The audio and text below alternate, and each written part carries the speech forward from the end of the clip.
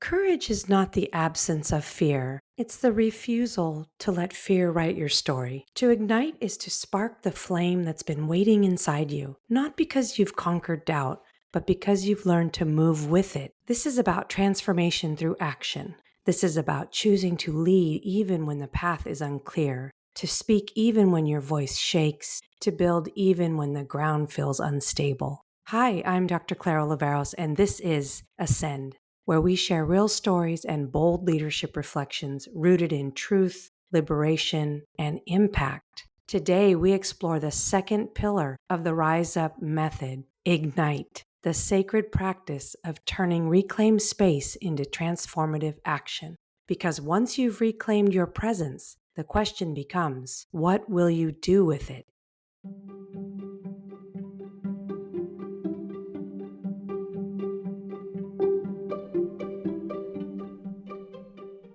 I record the Ascend podcast on the ancestral and unceded lands of the Nishinan and Miwok people, who have been the caretakers of this land since time immemorial and remain here today, building community and lasting legacy. And as a Filipino American woman, I honor and carry the knowledge and ancestral wisdom of Indigenous peoples in the Philippines.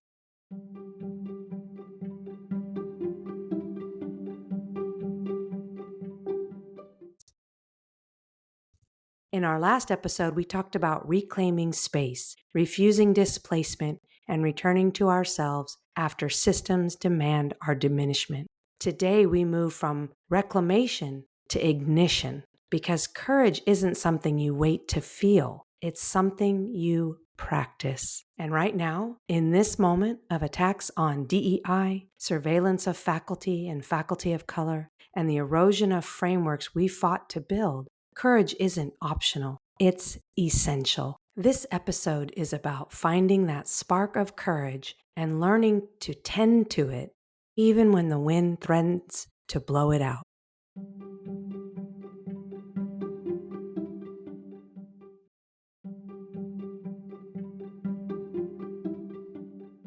Let's dive in. So let me take you back to a moment that changed how I understand courage, because sometimes the biggest shifts happen in the quietest moments. There's a moment in every leader's journey when you realize that waiting for permission, it's its own form of captivity. For me, that moment came during my second year as a college president. We were in the middle of a crisis. Federal grant cuts were coming from the White House, the kind that forced impossible choices. This was just earlier this year. We were facing the elimination of positions and programs that served our most marginalized students, specifically our first-generation students, undocumented students, and students from working-class backgrounds. These programs weren't just nice to have, they were lifelines for our student communities. I had the data, I had the testimonials, I had the moral clarity, but I also had the pressure, internal and external. Be strategic, be measured, don't make waves, was the tape that played.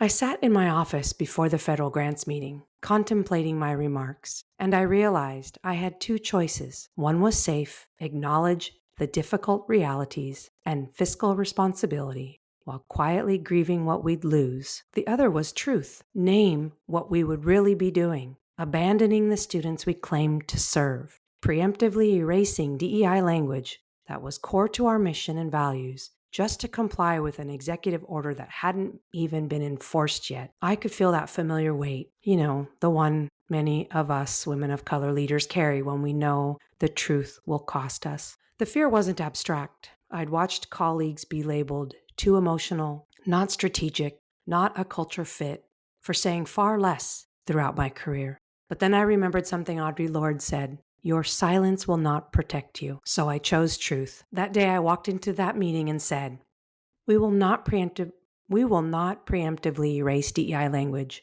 from our grant narratives. Doing so would contradict our commitment to the student communities we serve and undermine the critical work of our staff. We're not just talking about words. We're choosing who belongs and who doesn't. And that choice has a legacy, one that will outlive this moment and define who we say we are. The room went silent. Some shifted uncomfortably. One person tried to redirect, but others slowly began to nod. We didn't save everything, but we saved more than we would have if I'd stayed silent. And here's what I learned. Courage doesn't guarantee the outcome you want, but silence guarantees the outcome you don't. That moment taught me that igniting courage isn't about being fearless. It's about being fearful and choosing to move anyway. It's about understanding that our silence protects institutions, but our voices protect people. And when we lead for the people, especially the most vulnerable, we're being human.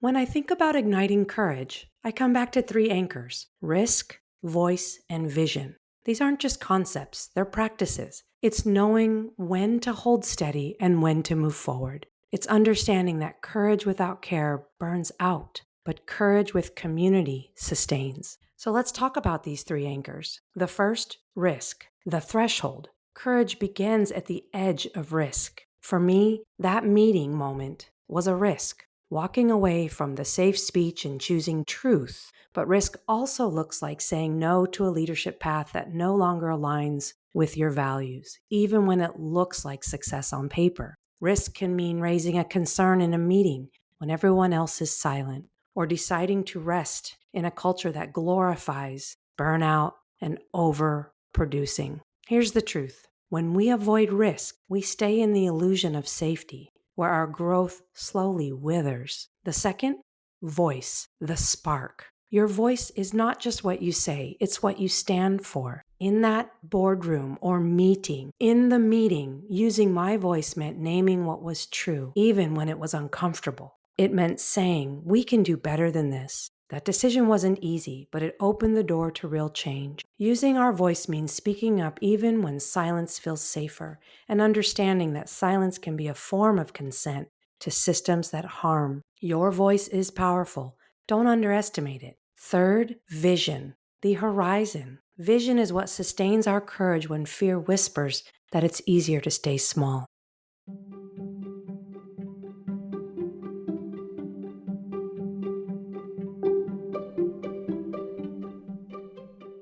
When my presidency ended, I didn't yet see what was next, but I trusted that creating space was an act of faith, and that leap led to creating work that's more aligned with who I am. Vision doesn't require clarity, only commitment. It's the belief that our courage today plants the seeds for tomorrow's harvest.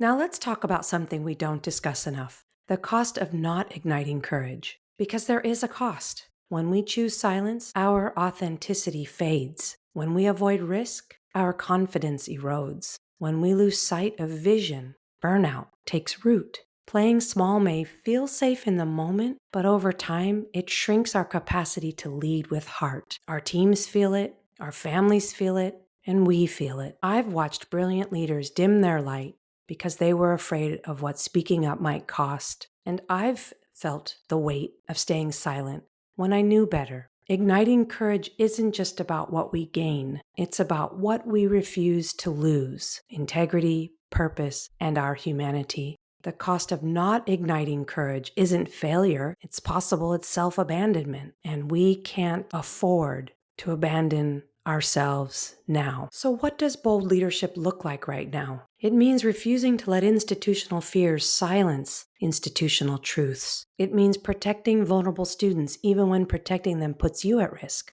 It means building coalitions across difference because our liberation is collective or it's incomplete. Bold leadership means understanding that your job, my job, our job is not to preserve the institution, it's to transform it. And when transformation isn't possible, your job is to protect your people, yourself, and prepare to build something new.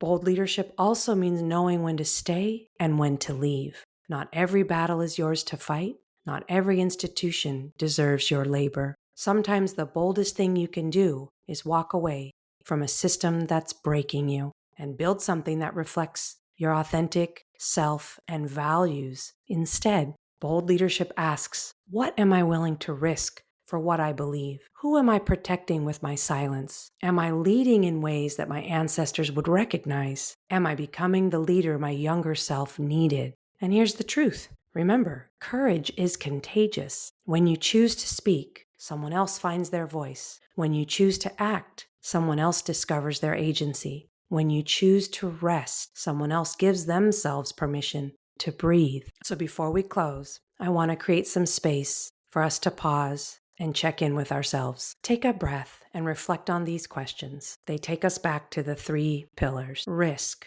Where are you being called to take a risk aligned with your truth? What would it cost to take it? What would it cost not to? Voice. What truth have you been afraid to speak? What conversation or boundary is asking for your voice? Vision. What vision is waiting to be reclaimed? What are you ready to build that doesn't require institutional permission? And finally, who's in your courage circle? Who helps you stay brave when the cost feels too high? Remember, courage is not a fixed trait. It's a muscle that we build through practice and community. Every time you choose truth over comfort, you strengthen that muscle. Every time you act on your values, you ignite possibility for someone watching. Your courage is not just for you, it's for the future you're creating.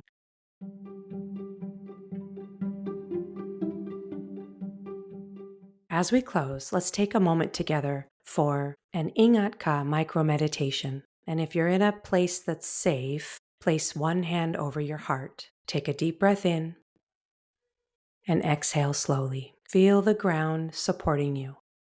Steady, patient, unwavering. Feel the steady rhythm of your heartbeat, proof that you're here, alive and whole. Repeat silently or aloud. I am brave enough to begin. My courage doesn't have to be perfect. It just has to be true. I am courageous. I am rooted. I lead with heart. Breathe in, strength. Breathe out, doubt. May your courage make room for others. May your voice be a bridge. May your leadership light the way forward. You don't have to have it all figured out. You just have to take the next brave step. Ingat ka, take good care.